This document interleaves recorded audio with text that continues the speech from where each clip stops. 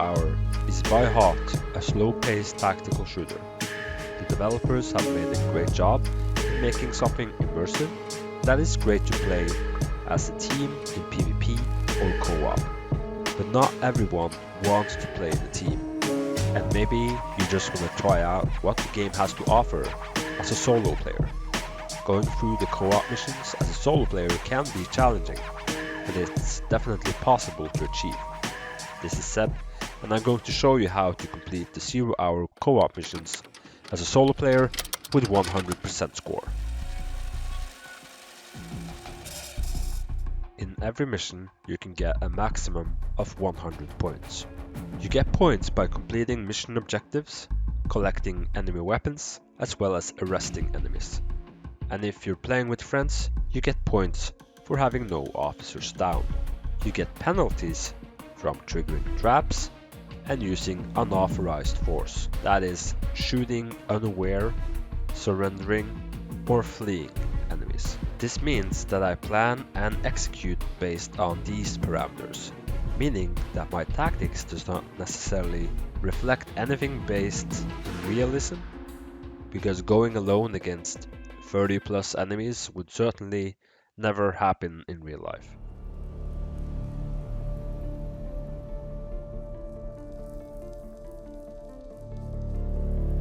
On the mission screen, pay attention to the objectives.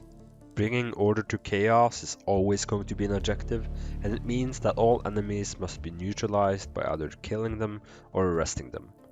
Other missions can have different objectives, like rescuing hostages or defusing bombs, and only in the bomb defusal missions does it affect my tactics, as bomb defusing is time sensitive. First off, let's take a quick look at what I like to bring with me into the mission. For my primary weapon, I prefer the M4 variant. For sidearm, I'd use the Glock or the 5.7 because of the ammo capacity. The weapon config I like to use is the flashlight because the illumination makes it easier to get accurate shots on the enemy. I also use a grip and a small optic. For utility, both 1 and 2, I bring flashbangs. This is because I need a minimum of 2 hostages, and having 2 flashbangs increases my chances of a successful arrest. If the mission has spawn points on different levels, I choose the one either on the top or the bottom. I like to work my way from one end to the other. If all spawn points are on the same level, I choose the one I'm the most comfortable with based on my previous attempts and map knowledge. The main principles I use when going in is that I isolate the area I'm moving through. We systematically work our way through areas to isolate them. We do not move randomly between floors and rooms, so play the map and learn the rough layouts. When we inevitably get contact with the enemy, we again isolate them one by one. I try and never have more than one enemy in line of sight at any time. This means I can control the situation against that one enemy even if there are multiple in that room. I then proceed to command the enemy to surrender. You need to do this relatively quickly so he does not have time to go into attack mode. After shouting, I need the AI to enter the animation of the fake surrender. When he does so, I can shoot him without penalties. That's within the ROE. I only need a minimum of 2 enemies to surrender. Enemies rarely surrender at a distance. You either need a flashbang or you need to be really close to the enemy. You can also sneak up on them from behind to get a surrender without the need to shout commands. I like to find a room where there is a minimum of 2 enemies and that's not too big, and then toss in a flashbang for an easy surrender of 2 enemies. When you engage the enemy, always go for headshots for an instant kill.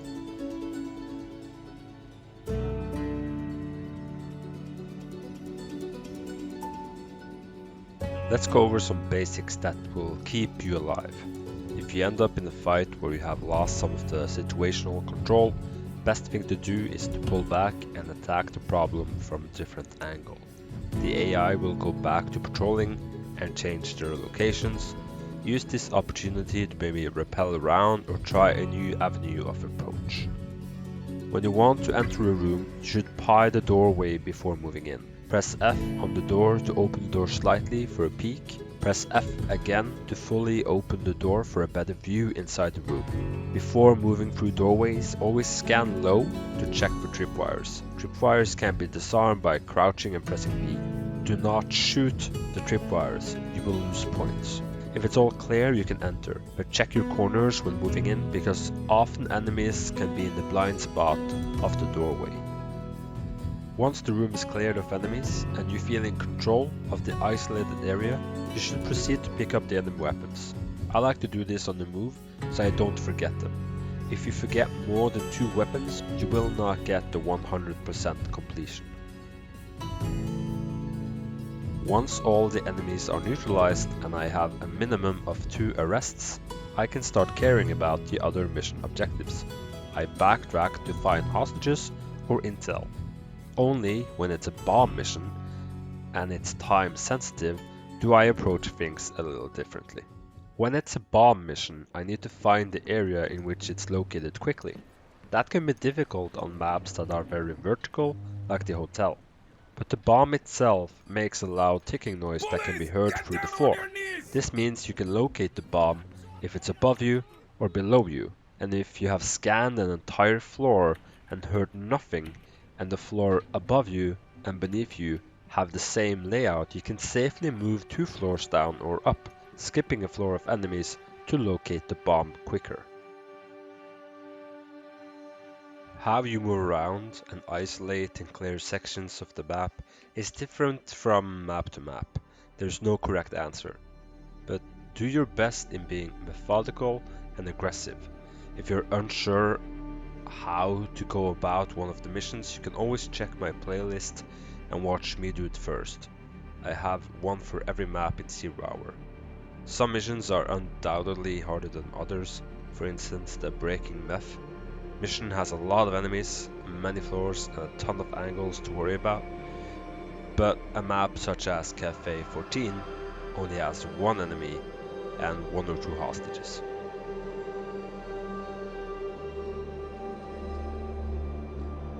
Zero Hour is meant to be a hardcore tactical shooter that pays a lot of homage to the classics like Rainbow Six and SWAT 3 and 4.